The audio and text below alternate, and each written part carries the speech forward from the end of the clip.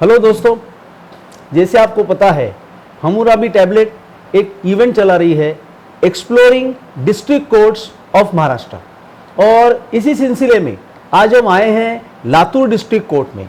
और हमारे साथ अभी एडवोकेट अमोल सर है, जिनसे हम जानकारी लेंगे basic general information regarding legal profession.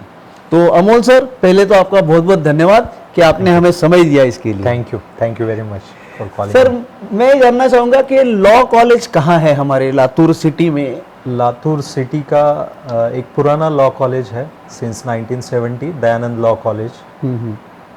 और जो अभी 2 साल पहले उन्होंने अपना गोल्डन जुबली ईयर सेलिब्रेट किया है।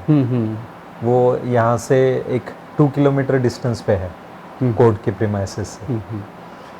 और उसमें 5 साल का भी कोर्स है अभी कि 3 साल का है? दोनों कोर्स हैं, 5 साल 3 साल का कोर्स। और उसके अलावा पोस्ट ग्रेजुएशन के भी कोर्सेस वहाँ पे चलते हैं। LLM इन क्रिमिनल लॉ जो अभी चालू है, और साथ में जो डिप्लोमा कोर्स हैं अल्टरनेट डिस्प्यूट रेजोल्यूशन जो अभी नीड ऑफ द आवर है, फिर IPR इंटेलेक्चुअल प्रॉपर्टी राइट्स, उसके भी वो प्रोफेशनल सर्टिफिकेट कोर्सेज वो चलाते हैं। DTL diploma in taxation law वो भी वहाँ पे है। अच्छा सर, ये जो कॉलेज है ये कौन से यूनिवर्सिटी से एफिलिएटेड है? ये अभी स्वामी रामानंद तीर्थ मराठवाड़ा यूनिवर्सिटी नांदेड़ उनके एफिलिएशन में है। अच्छा, उनके अंडर में है ये? उनके अंडर में आता है। अभी एक सर आपको एक सवाल पूछना चाहूँगा कि लीगल प्रोफेशन कितना यहाँ पॉपुलर है, मतलब I explain my self properly, फिर आप मेरा सवाल ऐसा है कि 12th पास होने के बाद साइंस की स्ट्रीम को छोड़ दीजिए जी, बट कॉमर्स और आर्ट्स ये जो स्ट्रीम है उसमें से तो 12 पास होके बच्चे आते हैं, उसमें से क्या परसेंटेज बच्चे लॉ की तरफ आ रहे हैं 5 ईयर कोर्स के लिए? ये जो ट्रेंड है अभी, ये ट्रेंड आप सरप्राइज होंगे कि लातूर, पर्टिकुलरली लातूर के बारे में बात करें तो जो लॉ कॉलेज पहले एक डिवीजन चलाता था, अभी उनके 2 डिवीजन्स हैं। ओके, जो कि अराउंड 80 स्टूडेंट्स का एक डिवीजन रहता है। तो उससे आपको समझ में आ जाएगा कि अभी लोगों का वो फील्ड की तरफ देखने का नजरिया बदल गया है। एज एन प्रोफेशन अब लोग उसको देख रहे हैं। पहले law is an something like optional, कि नहीं कुछ नहीं जम रहा तो अपन लॉ हो जाएंगे। अभी वैसा नहीं, अभी 12th होने के बाद बच्चों ने फोकस करना चालू किया कि ये एक प्रोफेशन ऐसा है कि अपकमिंग है, बहुत ज्यादा पैसे देने वाला है, as compare even comparing to medical practitioners also. मुझे ये बताने में बिल्कुल उसमें कुछ ये नहीं लगता कि सुप्रीम कोर्ट के एडवोकेट्स जिस तरह से चार्ज करते हैं, keeping in mind that ratio, doctors कुछ भी चार्ज नहीं करते। तो एक वो अभी क्रेज आ रहा है बच्चों में कि 12th के बाद हम 5 साल का अगर डिग्री कर लिए लॉ की, and if we get a proper opportunity we can also earn good income, और as well as you can get a chance to enter into judiciary at an earlier stage correct of life. अभी पूछना चाहूँगा कि law books कहाँ से bye करते हैं आप लोग यहाँ पे? लॉ बुक्स के लिए जो नियरेस्ट हमारे लिए लोकेशन है वो हैदराबाद। तो उसका एक रीजन बोलता हूँ कि वी आर अंडर क्या बोल, हैदराबाद रीजन के अंडर के हम ये जो डिस्ट्रिक्ट हैं 4-5 डिस्ट्रिक्ट, उसके अंडर हम आते हैं, निज़ाम जिनको बोला जाता था। सो अभी आपने जो पहले इंटरव्यू में क्वेश्चन पूछा था कि नेटिव लैंग्वेज कुछ है क्या, आपको वो अगर आप ऑब्जर्व करेंगे तो स्लाइट डिफरेंस है हमारी मराठी स्पीकिंग में। वो डिफरेंस हम ये लातूर के बारे में ही आप बोल सकते हैं कि ये डिफरेंस आपको दिखेगा कि कुछ वर्ड प्रोनाउंस करते वक्त मराठी में पर्टिकुलरली, आप मराठी में रेगुलरली जो वर्ड यूज करते हैं उसके अलग यूज होता है। तो हैदराबाद हमारे लिए बहुत नजदीक है वो हिसाब से, emotional as well as business point of view से। हम यहाँ से 3 घंटे में हैदराबाद जाते हैं, जबकि हमारे को पुणे या मुंबई जाने के लिए 6 and 8 hours करेक्ट मिनिमम लगते हैं, जो कि हमें हैदराबाद के लिए 3 आवर्स है, 3 आवर्स जर्नी है।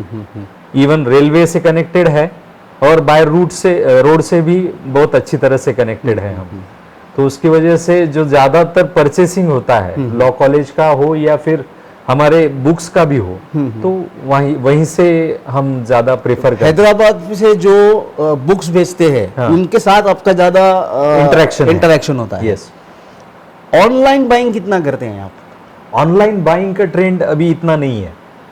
बुक्स के बारे में एक जो हमारा परसेप्शन है, unless and until we feel it, हाथ से जब तक हम फील नहीं करेंगे, उसका मटेरियल नहीं देखेंगे, तब तक हम वो कोई भी ऑथर हो तो हम उसके ऊपर रिलाय नहीं होते, because everything has to be seen through the eyes.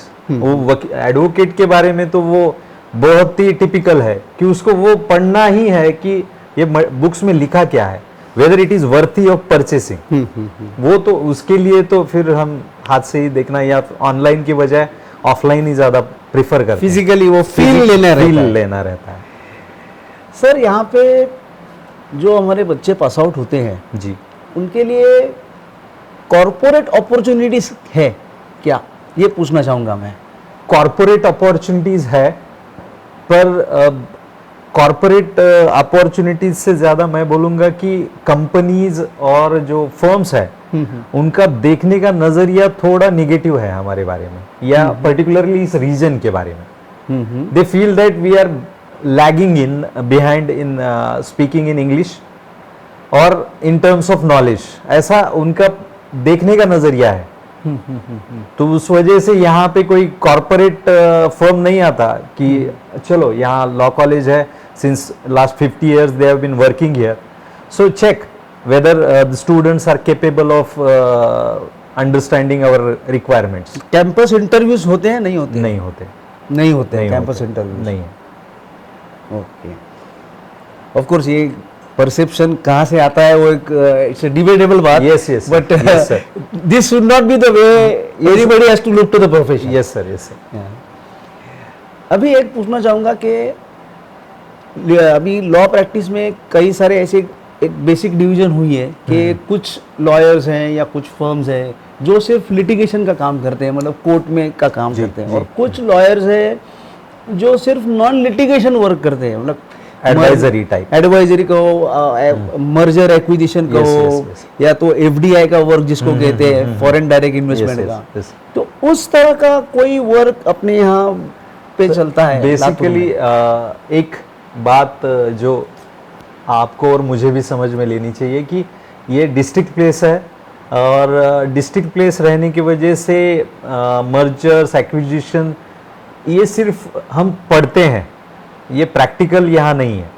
और क्लासिफिकेशन ऑफ वर्क जो है वो इस बेसिस पे नहीं है कि one class of advocates will only be in the court and one will be in the chambers only, जो जनरल टर्म्स में बोलते हैं कि चेम्बर प्रैक्टिस। तो ऐसा नहीं है यहाँ पे। जो एडवोकेट है वो चेम्बर भी रहता है, एडवाइजरी भी करता है, और साथ ही साथ कोर्ट में भी प्रैक्टिस करता है। ऐसे बहुत एक्सेप्शनल, वो भी ड्यू टू उनके एज के क्राइटेरिया की वजह से वो लोग प्रैक्टिस में ज्यादा नहीं है, पर वो एडवाइस देते हैं। ऐसे एडवोकेट्स हैं। पर आप जो डिवीजन की बात कर रहे हैं कि पर्टिकुलरली कंसल्टेंसी, रियल इस्टेट, ऐसा करने वाले अभी डेवलप हो रहे हैं हमारे पास, जो कि प्योरली रियल इस्टेट के प्रोजेक्ट को एडवाइस करते हैं। They will not enter into court litigation as such, they will just advice them, they will prepare the documentation for the purpose of real estate. So ऐसा एक wing अभी develop हो रहा है, जो कि बहुत देर से आ रहा है, पर आ रहा है अभी। नहीं, ये सर होना ही चाहिए, बिकॉज जैसे रेरा एक्ट आया हुआ है। Yes sir. रेरा एक्ट में काफी सारे कंप्लायंसेस है। Yes sir. और उसके लिए एक एडवोकेट की बहुत जरूरत है कि एक विंग चाहिए करना, उसको yes, डॉक्यूमेंटेशन करना। yes, तो इट्स वेरी गुड के मतलब आगे आएगा धीरे धीरे। Yes sir, yes sir. अभी आपको ये पूछना चाहूंगा कि जिसको आईपीआर रजिस्ट्रेशन बोलते हैं, मतलब कॉपीराइट, ट्रेडमार्क्स, पेटेंट्स, यस, उसका ऑफिस कहाँ है? सब लोग या लातूर के बारे में कहा जाए तो ये ऑफिस है पुणे में। अच्छा। IPR के लिए, इंटेलेक्चुअल प्रॉपर्टी के लिए पुणे में ऑफिस है।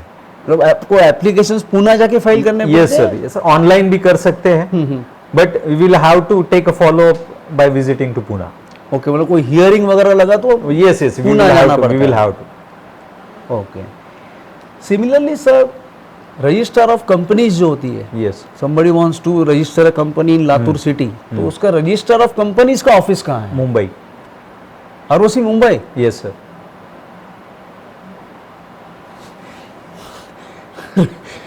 रजिस्टर ऑफ फर्म्स का ऑफिस कहाँ है? औरंगाबाद, जो हमारा मराठवाड़ा का कैपिटल कहा जाता है।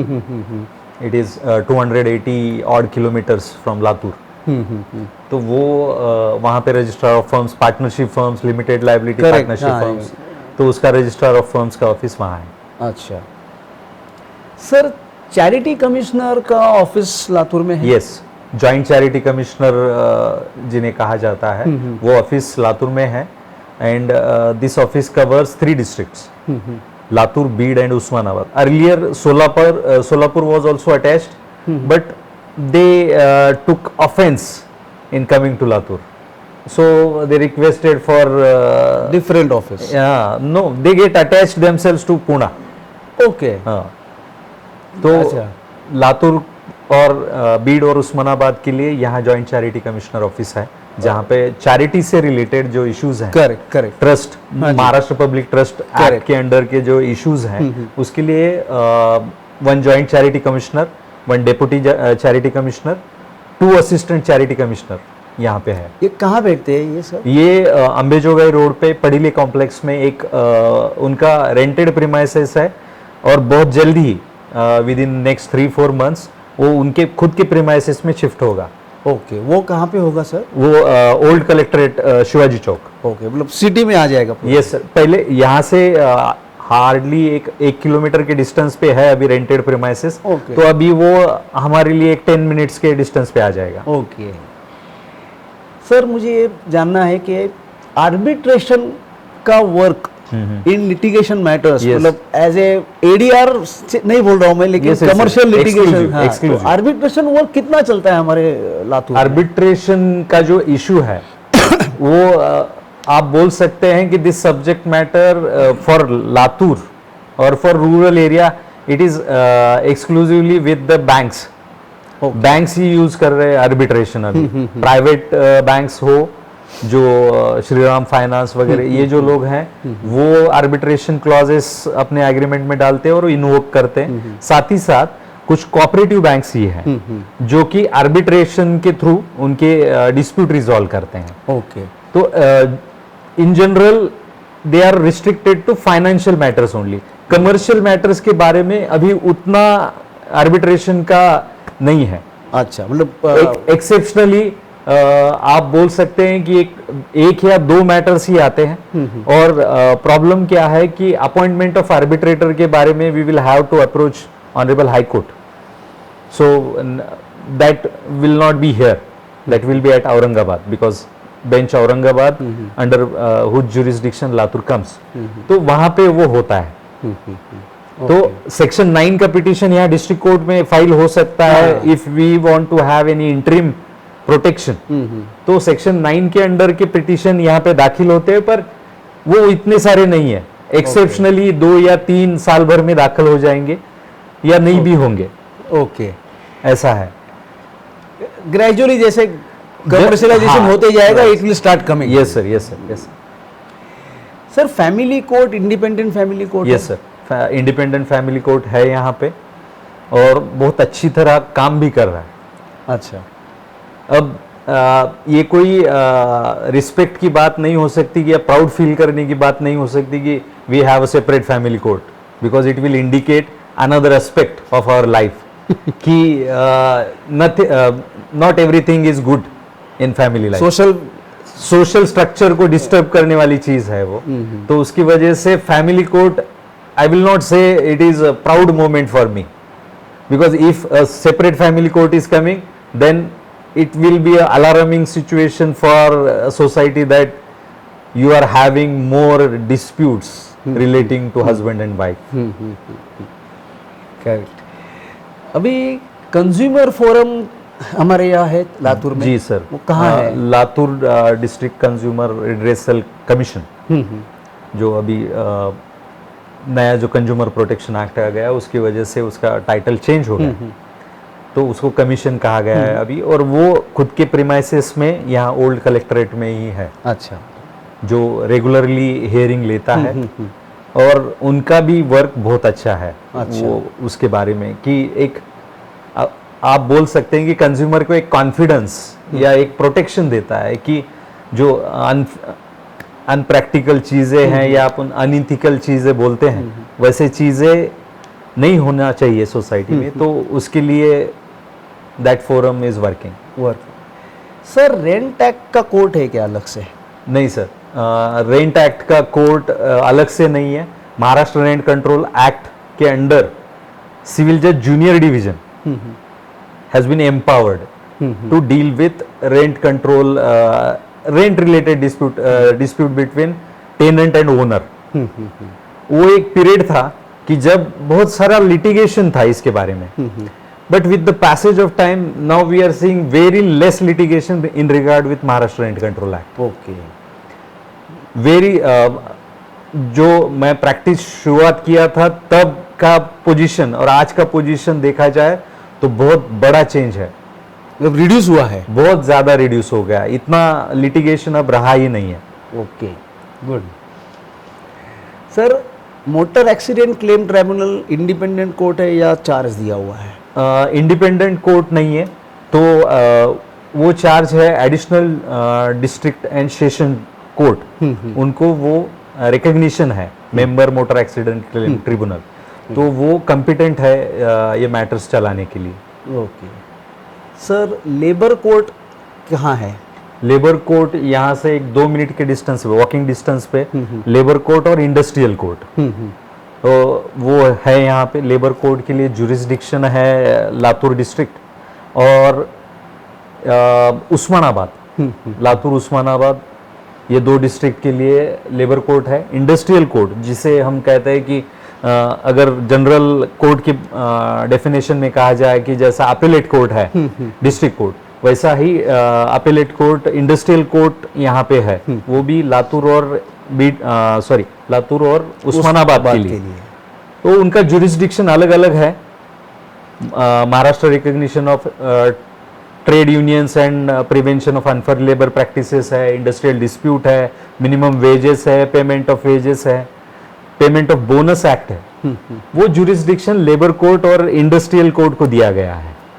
सो इंडिपेंडेंट कोर्ट है? Yes sir, they are working independent court. Sir cooperative court? Yes sir. तो वो भी सेपरेट कोर्ट है या नहीं? वो भी सेपरेट कोर्ट है, जो पहले नहीं था, पर एक 10-12 साल पहले अपने पास लातूर को वो कोऑपरेटिव कोर्ट आ गया। नहीं तो पहले नांदेड़ को कोऑपरेटिव कोर्ट था और लातूर को वो 2011-12 में आ गया। तब से वो अच्छी तरह से चल रहा है। महाराष्ट्र कोऑपरेटिव सोसाइटीज एक्ट के अंदर के जो कोई भी डिस्प्यूट हो, more particular section 91 confers jurisdiction on the cooperative court, तो उसके अंडर के जो कोई भी जुरिस्डिक्शन हो वो सब डिस्प्यूट वो कोऑपरेटिव कोर्ट में चलते हैं बिटवीन मेंबर सोसाइटी मेंबर, तो that definition is very vast. अभी सर एक सवाल पूछना चाहूँगा कि जो हमारे लॉ स्टूडेंट्स हैं, यस सर, वो इंटर्नशिप करते हैं during their studentship? Yes sir, with the initiative of the bar only, I must say under the presidentship of the present president, we initiated this particular program with the help of Dayanand law college. अच्छा।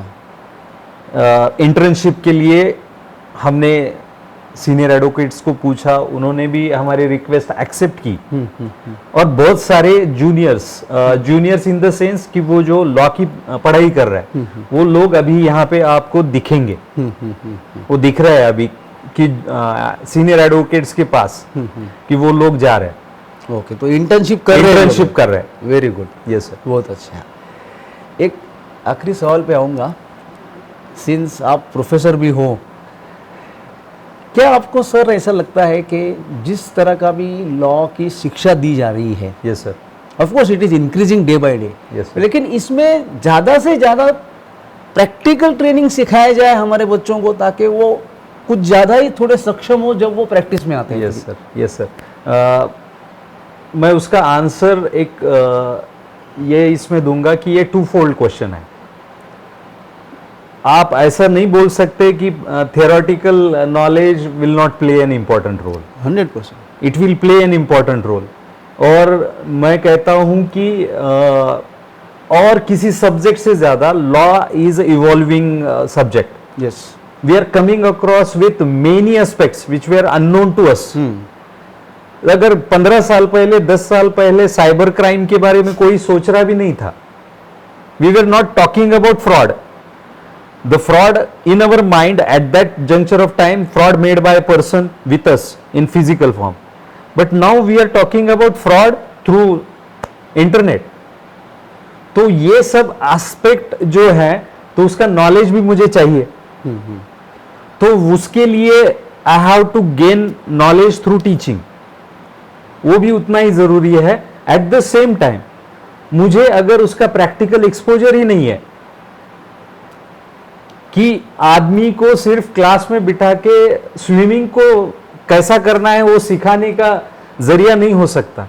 We will have to give him that practical aspect also, कि उसको swimming pool में छलांग मारने लगाना पड़ेगा, तो ही वो उस टाइम पे हाथ पैर हिलाएगा। अदरवाइज वो क्लास में परफेक्ट स्विमर है बट प्रैक्टिस में वो स्विमिंग नहीं कर सकता। तो उसके लिए आप ऐसा बोल सकते हैं, या मैं ये बिलीव करता हूं कि they are two sides of same coin. Equilibrium has to be achieved, कि practical exposure is very much important, at the same time theoretical knowledge also plays an important role. Undoubtedly वो तो है ही।